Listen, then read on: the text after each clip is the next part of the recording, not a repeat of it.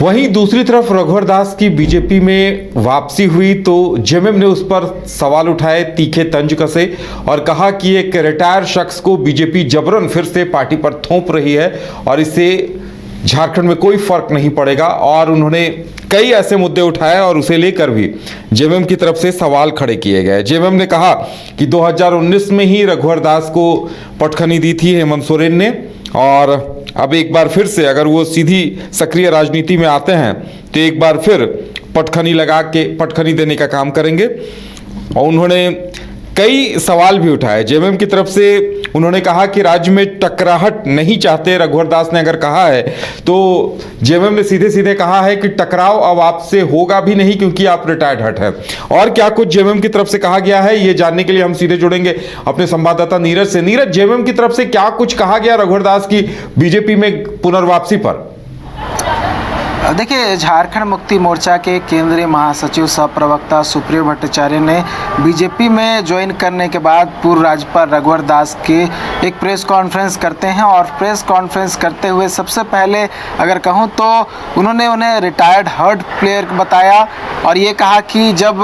2019 में हेमंत बाबू ने बाउंसर मारा था उससे घायल होकर वो रिटायर्ड हर्ट हो चुके थे और अपना इलाज कराने उड़ीसा चले गए थे। एक बार फिर से जो है उनका इलाज करवाकर उड़ीसा से झारखंड लाया गया। तो कहीं ना कहीं एक कटाक्ष था रघुवर दास को लेकर सुप्रियो भट्टाचार्य का और कहीं ना कहीं निशाना साधने की कोशिश जो है वो की गई थी और कहीं ना कहीं ये भी बताने की कोशिश की जा रही थी कि जो 2019 में किया गया था वही 2024 में भी हुआ है, लेकिन फिर भी बीजेपी जो है वो अपनी ओर से प्रयास कर रही है। और उसके साथ साथ अगर बात करूं तो बहुत सारी बात जो है प्रेस कॉन्फ्रेंस के दौरान जो है उन्होंने कहा कि अभी बीजेपी में 5 पूर्व मुख्यमंत्री हैं, लेकिन मंच पर सिर्फ 2 ही पूर्व मुख्यमंत्री नजर आए और कोल्हान से 4 हैं और एक दक्षिणी छोटानागपुर से एक सीएम हैं, लेकिन सिर्फ 2 ही दिख रहे थे,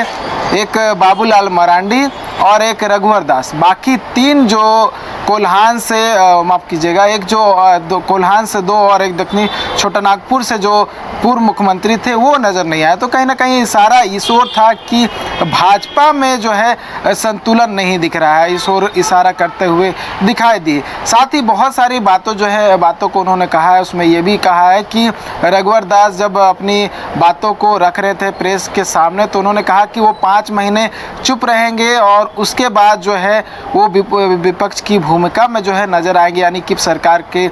खिलाफ जो है बोलते हुए नज़र आएंगे मुकरता से। तो उन्होंने कहा कि 5 महीने बैठने से कुछ नहीं होगा, जो है आप अभी से ही जो जनता ने जिम्मेवारी दी यानी कि विपक्ष में जिम्मेवारी दी है, आप अपनी विपक्ष की भूमिका को निभाइए। अभी भी आप जो है विपक्ष की भूमिका जो है निभा ही रहे, आगे भी निभाते रहिए। हालांकि बाबूलाल मरांडी को लेकर भी उन्होंने कहा है कि बाबूलाल मरांडी उन्होंने 2 वर्डों को जोड़ा है, एक कहा है हनी और मून, और इन दोनों वर्डों को जोड़कर हनीमून शब्द दिया है और वो कहते हुए नजर आए कि बाबूलाल मरांडी जो है हनीमून पीरियड में रहते हैं, यानी कि कम बोलते हैं और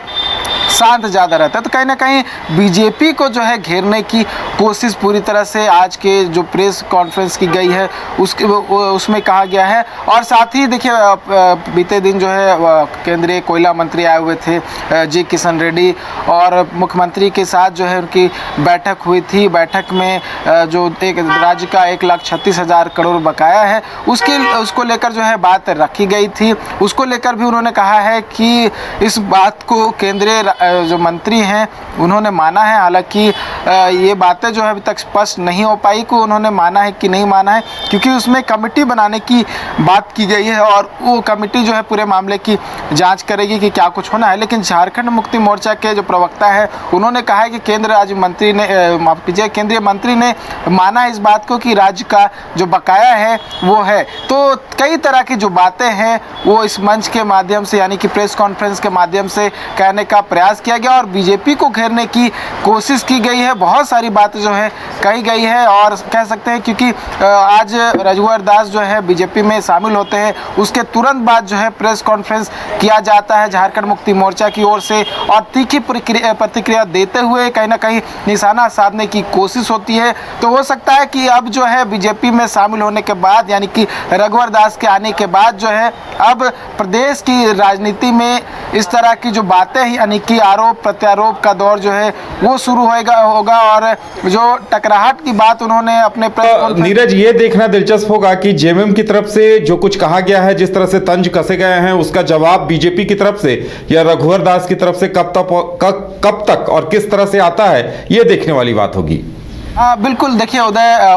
जवाब तो मुझे लगता है कि कल तक जो जितने भी प्रदेश के बड़े नेता हैं वो दे ही देंगे। लेकिन देखिए प्रेस कॉन्फ्रेंस के दौरान जो है और भी बहुत सारी बातें कही गई है क्योंकि सुप्रीम कोर्ट ने अभी यानी कि यहाँ के विपक्ष के जो सबसे बड़ी पार्टी है उन्हें अपने विधायक दल का नेता चुनने को कहा है, यानी कि विपक्षी दल का नेता जो है वो चुनने को कहा है। यानी कि बीजेपी यहाँ विपक्ष में सबसे बड़ी पार्टी है तो बीजेपी को कहीं ना कहीं जो है निर्देश मिला है कि वो अपने नेता प्रतिपक्ष का चयन कर ले। तो इसको लेकर भी उन्होंने कहा है कि नेता प्रतिपक्ष का बीजेपी जो है अभी तक चयन नहीं कर पा रही है। उन्होंने सीपी सिंह का नाम लेते हुए कहा कि चचा इंतजार कर रहे हैं हमारे विधायक, यानी कि सीपी सिंह को वो चचा कहते हुए नजर है। वहीं दूसरी ओर बाबूलाल मरांडी है, वो भी इंतजार कर रहे हैं कि नेता प्रतिपक्ष कब बनाया जाए। तो ये भी एक तरह से कटाक्ष कह सकते हैं। इस ओर भी उन्होंने कहीं इशारा करते हुए बीजेपी को और निशाना साधा और ये कहा कि अभी तक बीजेपी जो है अपने नेता प्रतिपक्ष को लेकर निर्णय नहीं ले रही है। ऐसे में बीजेपी आगे क्या कुछ जो है राजनीति करते हुए नजर ये देखने वाली बात होगी। तो हो सकता है